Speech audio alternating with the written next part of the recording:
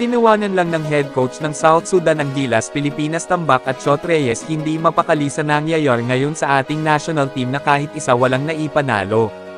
Ano na kayang mangyayari sa Gilas Pilipinas neto? Yan ang sabay-sabay natin alamin pagkatapos lamang ng intro.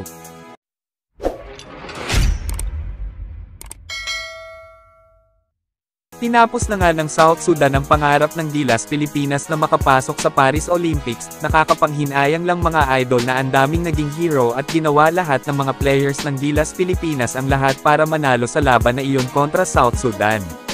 Mismong si Jordan Clarkson nga ay sinabi na isa daw iyon sa pinakamahirap na laban na kayang nilaruan.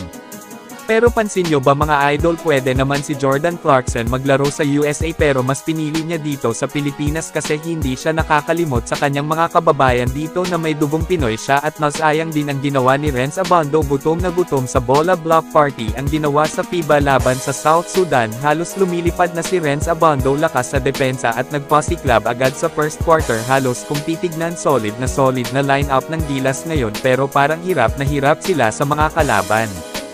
At kay Soto nagmalahalimaw at napasigaw sa game habang pilit hinahabol ang lamang ng kalaban.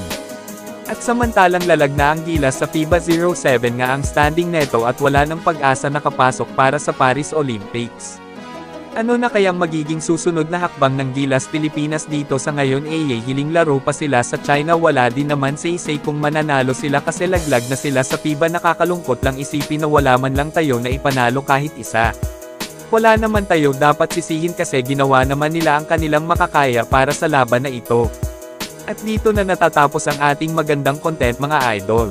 At huwag mo naman kalimutan suportahan ang aking channel sa pamamagitan ng like, share, subscribe, upang ganahan pa ako gumawa ng video katulad ng ganito. Maraming salamat sa panonood.